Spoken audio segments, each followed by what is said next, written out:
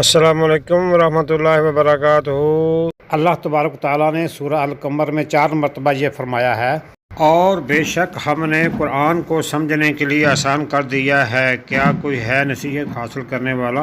اس لیے آپ قرآن سمجھو، اپنی اور دوسروں کی دنیا و آخرت بہتر کرنے کی کوشش کرو۔ 20واں پارہ سورۃ القصص، چھٹے رکوع کا آغاز، آیت نمبر 51۔ بڑی اہم ترین باتیں سورۃ القصص کے چھٹے رکوع میں بیان فرمائی جا رہی ہیں۔ جناب رسول اللہ صلی اللہ علیہ وآلہ وسلم کی بعثت مبارکہ سیدنا موسیٰ علیہ السلام سے 2000 سال بعد، سیدنا عیسیٰ علیہ السلام سے تقریباً 517 برس بعد ہو رہی ہے۔ اللہ سبحانہ وتعالی ارشاد فرماتے ہیں، وَلَقَدْ وَصَّلْنَا لَهُمُ الْقَوْلَ، ہم نے پے در پے ان کے لیے باتیں پہنچا دی، لَعَلَّهُمْ يَتَذَكَّرُونَ، تاکہ وہ نصیحت پکڑیں۔ اس کے 2 معنی مفسرین بیان فرماتے ہیں۔ نمبر 1، ایک رسول کے بعد دوسرے رسول تشریف لاتے رہے، پیغام حق منقطع نہیں کیا گیا۔ ایک کتاب کے بعد دوسری کتاب تجدید شرعیت کے ساتھ پہلی کتابوں کی تصدیق کے طور پہ آتی رہی۔ ایک تو یہ معنی ہے اس کا۔ دوسرا معنی اس کا وصلنا، بات کو ایک بات کے ساتھ دوسری بات کو ملا دینا۔ اس کا مطلب یہ ہے کہ قرآن کریم کی آیات کو ہم پے در پے آسمان سے اتار رہے ہیں، کہیں ترغیب و ترہیب کے طور پہ، کہیں وعد و وعید کے طور پہ، کہیں امر بالمعروف نہی عن المنکر کے طور پہ، کہیں جنت الفردوس کے حصول کی رغبت کے طور پہ، کہیں پہ جہنم سے بچنے والے اعمال کو اپنانے کے طور پہ۔ وصلنا لہم القول، ہم پے در پہ ان کو اپنے پیغامات بذریعہ وحی پہنچا رہے ہیں۔ مقصد ایک ہی ہے، لعلہم یتذکرون، یہ لوگ نصیحت پکڑیں۔ الذین آتیناہم الکتاب من قبلہ ہم بہ یؤمنون۔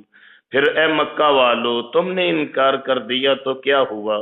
کچھ ایسے بھی تو لوگ معتدل مزاج ہیں کہ جن کو اس سے پہلے ہم نے کتاب دی، وہ اس پہ ایمان رکھتے تھے، یعنی حضرت عبداللہ بن سلام رضی اللہ تعالیٰ عنہ۔ میں اکثر آپ کو ان کا واقعہ سناتا ہوں کہ یہ بہت بڑے عالم تھے، شیخ تھے بہت بڑے یہودیوں کے، حضرت عبداللہ بن سلام۔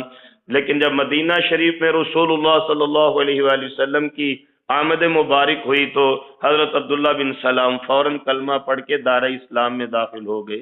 سیدنا سلمان فارسی رضی اللہ تعالیٰ عنہ، دل دہلا دینے والا واقعہ ہے کہ یہ اپنی ریاست کے نواب تھے، رئیس تھے، شہزادے تھے، لیکن جب حق کی تلاش کے لیے نکلے تو پھر بکتے بکاتے، مارے کھاتے، تشدد، ظلم و ستم برداشت کرتے۔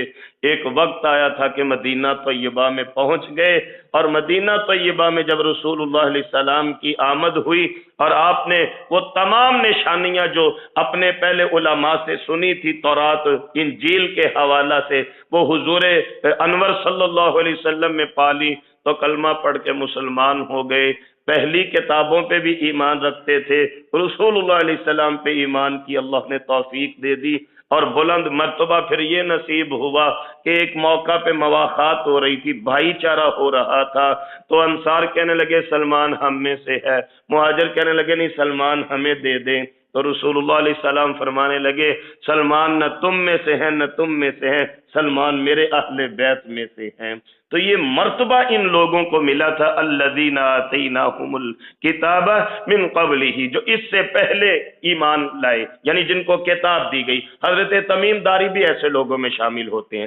جارود عبدی ایک شخصیت گزرے ہیں حضور کے صحابہ میں، وہ بھی ان لوگوں میں شامل ہوتے ہیں۔ اور نجاشی کی مثال آپ لے لیجئے کہ وہ لوگ ہیں کہ جو اپنی کتاب پہ بھی ایمان رکھتے، اور جب ہمارے پیغام حق کو سنا تو خاتم النبیین محمد الرسول اللہ صلی اللہ علیہ وآلہ وسلم پہ بھی ایمان لے آئے۔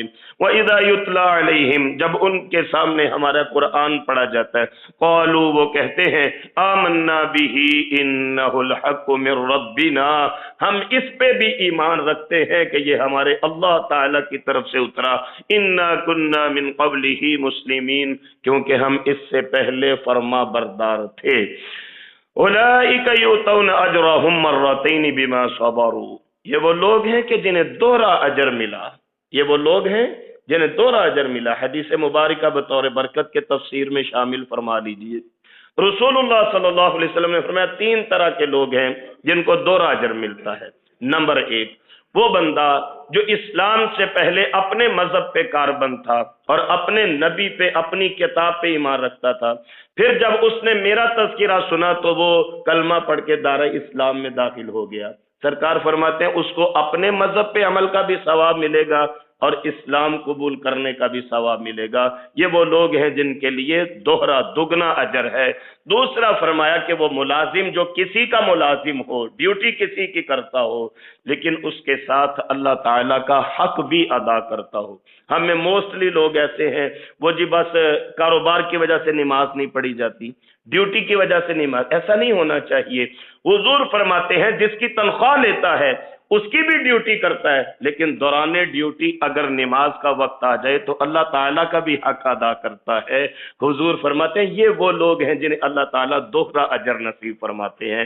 تیسرے نمبر پہ آپ نے فرمایا کسی آدمی کی لونڈی تھی، لونڈی سے فائدہ اٹھانا شریعت میں جائز ہے، اس کے باوجود اس نے اپنی لونڈی کو آزاد کیا، پھر اس کے ساتھ نکاح کر کے اس کو اپنی بیوی بنا لیا، اللہ تعالیٰ ایسے بندے کو بھی دوہرا اجر نصیب فرماتے ہیں۔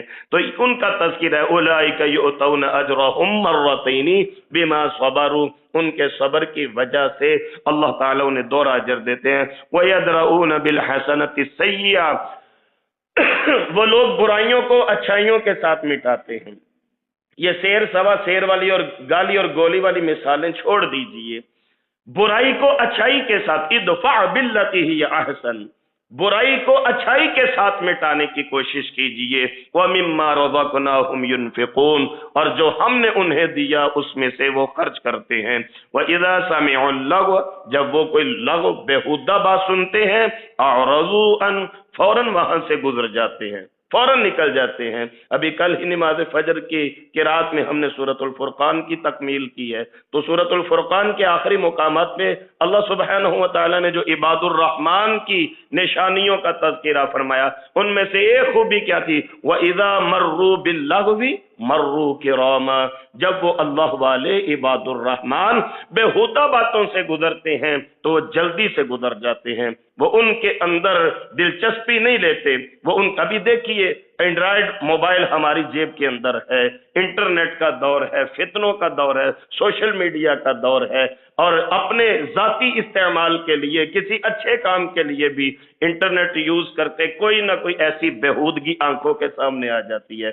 وہاں پہ حکم یہ ہے اعرضوا عنہ فاذا سمعوا اللغو، جب بھی کوئی بےہودہ بات آپ کی آنکھوں کے سامنے آئے، عباد الرحمن اس سے فوراً کنی کترا کے آگے گزر جاتے ہیں، اعراض کرتے ہیں، اس کے اندر دلچسپی نہیں لیتے، وہاں پہ ٹھہر نہیں جاتے۔ یہ اللہ والوں کی نشانی ہے، اور اللہ کریم تو سب سے بہتر جاننے والے ہیں کہ کون لغو باتوں کے اندر پسندیدگی کا مظاہرہ کرتا ہے اور کون وہاں سے گزر جاتا ہے۔ وَقَالُوا لَنَا أَعْمَالُنَا وَلَكُمْ أَعْمَالُكُمْ، وہ اللہ والے کہتے ہیں ہمارے لیے ہمارے اعمال، آپ کے لیے آپ کے اعمال۔ سلام علیکم، تم پر سلامتی ہو، لا نبتغی الجاہلین، ہم جاہلوں کی چاہت ہی نہیں رکھتے، جاہلوں سے دوستی نہیں رکھنا چاہتے، جاہلوں کی بیٹھک کو پسند نہیں کرتے، جاہلوں کے ساتھ بحث و مباحثے کو پسند نہیں کرتے۔ وہی سورۃ الفرقان میں اللہ کریم نے جو عباد الرحمن کا تذکرہ فرمایا، وَعِبَادُ الرَّحْمَنِ الَّذِينَ يَمْشُونَ عَلَى الْأَرْضِ هَوْنًا وَإِذَا خَاطَبَهُمُ الْجَاهِلُونَ قَالُوا سَلَامًا، جب کوئی جاہل ان سے بحث مباحثہ کرے وہ کہتے ہیں قَالُوا سَلَامًا، جان چھڑاتے ہیں، بات کو وائنڈ اپ کرنے کی کوشش کرتے ہیں۔ یہاں پہ بھی فرمایا سلام علیکم، اللہ والے کہتے ہیں تم پہ سلامتی ہو، لا نبتغی الجاہلین، ہم جاہلوں کو چاہتے ہی نہیں ہیں۔ انک لا تہدی، پھر حضور کو مخاطب کیا جا رہا ہے۔ سرکار دو عالم صلی اللہ علیہ وآلہ وسلم کے قلب اطہر مبارک میں ہر وقت یہ جذبہ اور یہ تڑپ موجود رہتی تھی، یہ بھی مسلمان ہو جائے، یہ بھی ہو جائے، یہ بھی ہو جائے، یہ بھی ہو جائے، اور بالخصوص جو آپ کی قرابت داری تھی، آپ کے رشتہ دار تھے، ہر بندے کو رشتہ دار عزیز ہوتے ہیں، حضور کو اپنے رشتہ داروں کی بھی بڑی فکر تھی کہ یا اللہ یہ بھی سارے کلمہ پڑھ کے اسلام میں داخل ہو جائیں، یا اللہ ان میں سے کوئی بندہ بھی جہنم میں نہ جائے۔ اس کے لیے سرکار بڑی محنت بھی فرماتے تھے، حضور مسلسل تبلیغ بھی فرماتے تھے، دعائیں بھی کرتے تھے، کوشش اور کاوش بھی کرتے تھے، اور جب کوئی بندہ اسلام کے بغیر دنیا سے چلا جاتا سرکار کی آنکھیں ڈبڈبا جایا کرتی تھی، حضور کی آنکھوں سے آنسو نکلتے تھے کہ یہ دنیا سے جانے والا اسلام کی دولت سے محروم رہ گیا ہے، یہ جنت کی بجائے جہنم کا سودا کر چکا ہے، کیونکہ یہی آپ کی منشا تھی، یہی چاہت تھی۔ وہ صحیح البخاری میں جو آتا ہے یہودی بچے کا واقعہ کہ ایک یہودی بچہ حضور کی خدمت میں آیا کرتا تھا، سرکار کی غلامی کرتا، آپ کے جوتے مبارک سیدھے کر کے رکھ دیتا، وضو کے لیے پانی لا دیتا، گھر کا کوئی سودا لا دیتا، بڑی خدمت کرتا تھا۔ کافی دن ہوئے وہ بچہ نظر نہیں آ رہا یہودیوں کا، حضور نے پوچھا پتہ کرو، وہ چھوٹا بچہ آتا تھا ہماری خدمت کے لیے، وہ نہیں آتا، پتہ چلا جی وہ بیمار ہے۔ سرکار یہودیوں کے گھر تشریف لے گئے، دیکھا وہ بچہ آخری سانسیں لے رہا ہے، زندگی کی آخری سانسیں۔ حضور بڑی شفقت سے اس کے سرانے کی طرف بیٹھ کے اس کے ماتھے پہ ہاتھ رکھتے ہیں اور آپ فرماتے ہیں بیٹا پڑھو لا الہ الا اللہ اشہد اللہ الہ الا اللہ۔ وہ بچہ حالت نظام میں یوں آنکھیں پلٹ کے اپنے بابا کی طرف دیکھتا ہے تو اس کا باپ باوجود یہودی تھا، کہنے لگا بیٹا ابو القاسم تمہیں جو کہتے ہیں پڑھ لو تم۔ تو اس بچے نے جب شہادت کا کلمہ پڑھا اس کی جان نکل گئی۔ حضور یہودیوں کے گھر سے روتے ہوئے باہر نکلے، آنکھیں مبارک آنسو بہا رہی تھی اور آسمان کی طرف دیکھ کے آپ فرما رہے تھے الحمدللہ الذی انقذہ من النار، یا اللہ تیرا شکر ہے تو نے اس بچے کو آگ سے بچا لیا ہے۔ یہ تڑپ تھی، یہ جذبہ تھا سرکار کا، تو لہذا جب کوئی کلمہ پڑھے بغیر دنیا سے جاتا حضور کو اس کا رنج بڑا ہوتا، اس کا دکھ بڑا ہوتا۔ اب حضور کو تسلی دی جا رہی ہے انک لا تہدی من احببت، ضروری نہیں جس سے آپ محبت کرتے ہوں اسے آپ ہدایت بھی دے سکتے ہوں، ولکن اللہ یہدی من یشاء، ہدایت دینا تو اللہ تعالیٰ کے اختیار میں ہے، اللہ جس کو چاہتے ہیں ہدایت دیتے ہیں، وَهُوَ أَعْلَمُ بِالْمُهْتَدِينَ، اللہ زیادہ بہتر جانتے ہیں کہ ہدایت کس کے مقدر میں ہے۔ وَقَالُوا، اب مکے والوں کا ایک اعتراض یہاں پہ نقل کیا گیا، مکے والے وہ بے نمازوں کے جیسے عذر بے شمار ہوتے ہیں، مکے والے حق کو تسلیم کرنے کے لیے کوئی نہ کوئی عذر آئے دن رکھتے، کوئی نہ کوئی عذر۔ اب ایک عذر انہوں نے رکھا، کیا کہتے ہیں؟ کہتے ہیں ان نتبع الہدی معک، اگر ہم آپ کے ساتھ کلمہ پڑھ کے مسلمان ہو جائیں تو ہم کلمہ پڑھنے والوں کا حال دیکھ رہے ہیں، ان پہ ظلم و ستم ہوتے ہیں، ان کو گھر والے گھر سے نکال دیتے ہیں، جائیداد سے آگ کر دیتے ہیں، وہ باپ دادے کی وراثت سے دستبردار ہو جاتے ہیں، بیوی ہے تو خامند کو چھوڑ دیتی ہے، خامند ہے بیوی چھوڑ دیتا ہے، اولاد ماں باپ سے بیزار ہو جاتی ہے۔ اگر ہم آپ کی بات مان لیں ہم تو اچک لیے جائیں گے، اٹھا لیے جائیں گے اپنی زمین سے، نتخطف من ارضنا، ہمیں ہمارے ملک سے نکال دیا جائے گا اگر ہم کلمہ پڑھ لیں گے۔ اب اللہ تعالیٰ نے کیسا خوبصورت جواب دیا، فرمایا اولم نمکن لہم حرما آمنا، ان کو یہ نہیں پتا کہ ہم نے مکہ میں حرم پاک جیسی جگہ ان کو نصیب فرما دی، ان کو یہ نہیں پتا جو کہتے ہیں کہ ہمیں عرب سے نکال دیا جائے گا، ہمیں ہمارے ملک سے نکال دیا جائے گا، اور تمہیں حرم پاک جیسی ایسی جگہ نصیب ہوئی ہے جو امن والی ہے۔ اور امن کا عالم یہ ہے کہ انسان تو دور کی بات حدود حرم میں کسی جانور کو بھی تکلیف دینا جائز نہیں، شکار کرنا جو حلال ہے حدود حرم میں وہ بھی جائز نہیں ہے، اتنی امن والی جگہ ہے۔ وَمَن دَخَلَهُ كَانَ آمِنًا، دعا کریں اللہ پاک اس امن والے حرم پاک کی بار بار حاضری نصیب فرمائے، بار بار اللہ کریم بیت اللہ شریف کی زیارت نصیب فرمائے۔ تو اللہ کریم فرماتے ہیں ہم نے انہیں حرم میں جگہ نصیب فرمائی ہے۔ اور حرم پاک کی ایک خوبی کیا ہے، وہاں کی مارکیٹوں کا تذکرہ ہو رہا ہے یہاں پہ، فرمایا یجبا الیہ ثمرات کل شیء رزقا من لدنا، بذات خود مکہ مکرمہ میں کوئی پھل پیدا نہیں ہوتا کھجور کے سوا، لیکن مکہ مکرمہ کی مارکیٹ وہ ہے، اللہ کریم فرماتے ہیں ہر قسم کے پھل کھینچ کے اس مارکیٹ میں لائے جاتے ہیں۔ ابھی ہم دیکھیں موسموں کے محتاج ہوتے ہیں، ابھی سردی کا موسم ہے، آم دستیاب نہیں ہوگا، گرمی کا موسم ہوگا، ہمارے یہاں پہ مالٹا سنترا دستیاب نہیں ہوگا، اور حرم پاک کی مارکیٹ میں آپ چلے جائیں 12 مہینے ہر قسم کا پھل موجود ہے، بلکہ اس وقت صبح کا سورج بعد میں طلوع ہوتا ہے، پوری دنیا سے مکہ کی منڈی میں پھل پہلے پہنچا دیے جاتے ہیں۔ اللہ کریم فرماتے ہیں یجبا، کھینچ کے لائے جاتے ہیں، الیہ ثمرات کل شیء، ہر قسم کے پھل، یجبا رزقا من لدنا، یہ ہماری طرف سے رزق ہے، اللہ اکبر، یہ ہماری طرف سے رزق ہے، ولیکن اکثرهم لا يعلمون، لیکن اکثر لوگ نہیں جانتے۔ وَكَمْ أَهْلَكْنَا مِنْ قَرْيَةٍ بَطِرَتْ مَعِيشَتَهَا، کتنی بستیوں کو ہم نے ہلاک کر دیا کہ جن کے رہنے والوں کو اپنے کاروبار پہ بڑا گھمنڈ تھا، غرور تھا، تکبر تھا اپنی معیشت کے اوپر، اتراتے تھے اپنی معیشت کے اوپر۔ اللہ کریم فرماتے ہیں فَتِلْكَ مَسَاكِنُهُمْ، فَتِلْكَ مَسَاكِنُهُمْ، یہ رہے ان کے گھر، فَتِلْكَ مَسَاكِنُهُمْ، جس گھر کو بڑے چاؤ سے انسان بناتا ہے، ایک وقت آتا ہے فَتِلْكَ مَسَاكِنُهُمْ، اب یہ رہا سارا کچھ۔ ہماری آنکھوں کے سامنے ایسے کتنے منظر موجود ہیں کہ جن لوگوں نے اپنے ڈیرے بنائے، اپنی حویلیاں بنائیں، کوٹھیاں بنائیں، آج وہ منو مٹی تلے جا چکے ہیں اور وہاں پہ پرندے بولتے دکھائی دیتے ہیں۔ فَتِلْكَ مَسَاكِنُهُمْ، یہ رہے ان کے گھر۔ اللہ کریم فرماتا ہے لَمْ تُسْكَن مِّن بَعْدِهِمْ إِلَّا قَلِيلًا، کوئی نہیں ٹھہرا ان کے بعد، لوارس ہو گئیں وہ حویلیاں، وہ بڑے بڑے بنگلے کھنڈرات میں تبدیل ہو گئے، ویران ہو گئے۔ وَقُلْنَا نَحْنُ الْوَارِثِينَ، اصل وارث تو ہم ہیں، اصل وارث تو ہم ہیں۔ وارث شاہ نے ایک شعر لکھا پنجابی زبان میں، وارث مان نہ کریں وارثاں تے، رب بے وارث کر ماردائی، اصل وارث تو ہم ہیں۔ وَقُلْنَا نَحْنُ الْوَارِثِينَ، ہم وارث ہیں اصل۔ وَمَا كَانَ رَبُّكَ مُهْلِكَ الْقُرَىٰ، اور اللہ کریم کسی بستی کو ہلاک نہیں فرماتے حتیٰ یبعث فی امہا رسولا، امہا کہتے ہیں کیپٹل سٹی کو، عربی کے اندر امہا، اس کے مرکز میں، اس کے دل میں، اس کی درمیانی جگہ میں ہم رسول کو بھیج دیتے ہیں، پیغام دینے والے کو بھیج دیتے ہیں۔ تو اللہ کریم کے جتنے پیارے رسول اور انبیاء علیہ السلام تشریف لائے، وہ شہروں کے کیپٹل میں تشریف لائے، ملکوں کی بستی، مین بستیوں میں تشریف لائے۔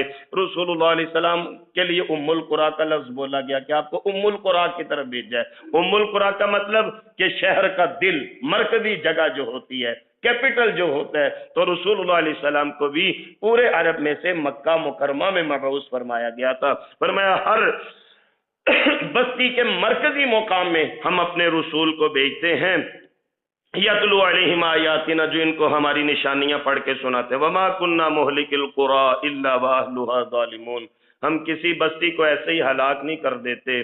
ہلاکت کسی بستی کا مقدر اس وقت ہوتی ہے جب وہاں کے رہنے والے ظالم ہو جائیں۔ ظلم آخر ظلم ہے، بڑھتا ہے تو مٹ جاتا ہے۔ جہاں کے رہنے والے ظالم ہوں، ان بستیوں کے دن گنے جا چکے ہوتے ہیں، وہ پھر تھوڑا عرصہ ہی دنیا میں باقی وجود پذیر رہتی ہیں۔ وَمَا أُوتِيتُم مِّن شَيْءٍ، یہ جو ہم دیے گئے ہو تم، فَمَتَاعُ الْحَيَاةِ الدُّنْيَا وَزِينَتُهَا، یہ تو دنیا کا فائدہ ہے، یہ دنیا کی زندگی ہے، یہ دنیا کی زیب و آرائش ہے۔ وَمَا عِندَ اللَّهِ خَيْرٌ وَأَبْقَىٰ، سبحان اللہ۔ سیدنا ابو موسیٰ اشعری رضی اللہ تعالیٰ عنہ سے مروی ایک روایت ہے، حدیث پاک یقین کیجیے اندر کو ہلا کے رکھ دیتی ہے۔ رسول اللہ صلی اللہ علیہ وآلہ وسلم فرماتے ہیں اللہ کی قسم، اللہ کی قسم، آخرت کے مقابلے میں دنیا اتنی بھی نہیں کہ تم میں سے کوئی سمندر میں اپنی انگلی ڈبوئے اور نکالے، انگلی کو کتنا پانی لگ جائے گا اور سمندر کو کیا فرق پڑے گا۔ یہ مثال حضور نے دنیا اور آخرت کی دی۔ فرمایا جتنا کو پانی سمندر میں سے انگلی ڈبونے کے بعد تمہاری انگلی کو لگتا ہے، دنیا اتنی ہے، اور سمندر کیا ہے؟ وہ آخرت ہے۔ یہ رسول اللہ علیہ السلام کیسے سمجھا رہے ہیں؟ تمثیلات کے ساتھ۔ فرمایا دنیا آخرت کے مقابلے میں ایسی ہے، اور پھر اسے اگلے لفظ سماعت فرمائیے، حضور فرمانے لگے آخرت کی ہر نعمت اس لیے بہتر ہے کہ اس کی نعمتوں میں غم اور فکر نہیں ہوگا، ہمارے پاس 4 پیسے آ جائیں تو گن مین رکھنا پڑ جاتا ہے، باڈی گارڈ رکھنا پڑ جاتا ہے، بینک میں لاکر خریدے جاتے ہیں اپنا سامان رکھنے کے لیے۔ یہ کیا ہے؟ یہ پریشانیاں ہیں، جتنی مرضی سمیٹ لیں ہم۔ اگر نعمتیں ہمیں میسر ہوتی ہیں، یہ حدیث مبارک کا مسئلہ ہے کہ جب اللہ تمہیں کوئی نعمت دیتے ہیں ساتھ ایک حاسد بھی پیدا ہو جاتا ہے۔ تو جب دنیا میں نعمتیں ملتی ہیں تو ساتھ اتنی پریشانیاں بڑھ جاتی ہیں، اتنی ٹینشنیں بڑھ جاتی ہیں۔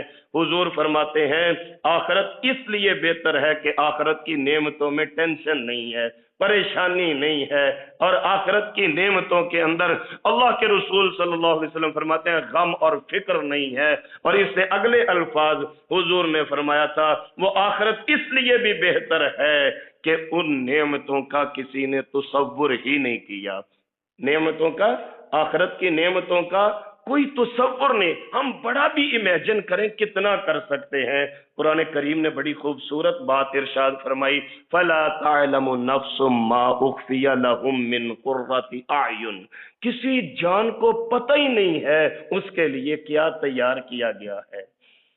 یہ ایک تجسس رکھا گیا ہے جنت کی نعمتوں کا، کسی کو تصور ہی نہیں، کسی آنکھ نے دیکھا ہی نہیں کہ اس کے لیے قیامت کو کیا تیار کر کے رکھا گیا ہے۔ اور صحیح مسلم کی ایک روایت ہے، حضور فرماتے ہیں جنت کی نعمتیں ایسی ہیں جو نہ کسی زبان نے چکھی، نہ کسی کان نے سنی، نہ کسی آنکھ نے دیکھی ہوں گی۔ وہ نعمتیں، وہ سرپرائز ہے۔ حقیقت بات، دنیا میں اگر کوئی نعمت ہمیں میسر ہونا اطلاع کے ساتھ، اس کی اتنی خوشی نہیں ہوتی جتنی امیجنیشنز ہماری اس وقت ہوتی ہیں کہ جب ہماری ضرورت کے مطابق کوئی چیز ہمیں سرپرائز کے طور پہ مل جائے، اچانک سے مل جائے۔ ایک بچے کو اگر موٹر سائیکل کی ضرورت ہے، اچانک سے اس کا باپ موٹر سائیکل دلا دے۔ ایک بندے کو گاڑی کی ضرورت ہے، اچانک سے اس کو گاڑی نصیب ہو جائے۔ ایک بندہ پیسوں کی وجہ سے پریشان ہے، اچانک رزق کا دروازہ اس کے لیے کھل جائے، تو آپ اس خوشی کا اندازہ کر سکتے ہیں۔ جنت کی نعمتیں حضور فرماتے ہیں اس لیے بھی بہتر ہیں کہ وہ اچانک ملیں گی اور کسی کا تصور بھی نہیں ہوگا وہ کتنی خوبصورت نعمتیں ہوں گی۔ اللہ کریم ہمیں، ہمارے پیارے والدین اور ہماری آنے والی نسلوں کو بھی وہ نصیب فرما دے۔ وَمَا عِندَ اللَّهِ خَيْرٌ وَأَبْقَىٰ، جو اللہ کے پاس ہے، دنیا کی نعمتیں ختم ہونے والی ہیں، آخرت کی نعمتیں ختم نہیں ہوں گی۔ دنیا کی زندگی فنا ہونے والی ہے، آخرت کی زندگی میں بقا ہی بقا ہے۔ افلا تعقلون، کیا تم سمجھ نہیں رکھتے؟ اس دعا کے ساتھ آج کا سبق مکمل فرما لیجئے۔ اللہ سبحانہ و تعالی مجھے اور آپ کو اپنی رحمت کاملہ سے قرآنی آیات کی عملی تفسیر بننے کی توفیق نصیب فرمائے۔ ہم اپنی صبح کا آغاز فہم القرآن جیسے عظیم عمل سے اللہ کی توفیق سے کرتے ہیں۔ اللہ رب العزت اس کی بدولت ہمارے دن کے باقی معاملات میں رحمتوں اور برکتوں کا نزول فرما دے۔ قرآن کریم پڑھنے، پڑھانے، سننے، سنانے کی خیر و برکات ہم پر، ہمارے اہل خانہ، کاروبار اور دیگر معاملات پر وارد فرما دے۔ ہمیں شر شیطان، شر انسان، بالخصوص اپنے نفس کی شرارتوں سے بچنے کی توفیق نصیب فرما دے۔ گھروں سے ڈیوٹیوں کے لیے جانے والوں کے لیے اللہ اپنی حفظ و امان نصیب فرما دے۔ خیر و عافیت سے اپنے گھروں میں واپس آنا نصیب فرما دے۔ کاروباری پریشانیوں کا، روزگار کی وجہ سے، نوکریوں کی وجہ سے جو حضرات پریشان ہیں، اللہ پاک اپنی خاص رحمت کاملہ سے ان کی پریشانیوں کو رفع فرما کے رزق حلال کی وسعت اور فراخی نصیب فرما دے۔ اللہ کریم ہمیں اپنے گھروں میں امن و سکون نصیب فرما دے۔ ہم سب کی جملہ نیک خواہشات کو اپنی بارگاہ میں قبول اور منظور فرما لے۔ اللہ کریم ہمارے بیماروں کو شفاء کاملہ عاجلہ نافعہ نصیب فرما کے، جو دنیا سے جانے والے ہمارے والدین، عزیز و اقربا، اہل خانہ، دوست، احباب، رشتہ دار ہیں، اللہ تعالیٰ ان کی مغفرت فرما کے جنت کا اعلیٰ مقام نصیب۔ یہ تھے محترم محمد سلیمان شاکر صاحب جو فہم قرآن کلاس کا لیکچر دے رہے تھے، جسے ویڈیو کی صورت میں یوٹیوب چینل دنیا و دین پر محفوظ کیا گیا ہے۔ قرآن مجید، نماز اور مسنون اذکار سمجھ کر پڑھیں، نبی کریم صلی اللہ علیہ وسلم کی سنتوں پر عمل کریں، دوسروں کو بھی دعوت دیں۔ اللہ تبارک تعالی ہم سب کی دنیا و آخرت اچھی کرے۔ قرآن سمجھنے کے لیے قرآن سمجھیں واٹس ایپ گروپس اور دینی سوالات کے فری جوابات کے لیے گروپس مثال دین المدینہ ممبر بننے کے لیے 00923167983575 00923352520207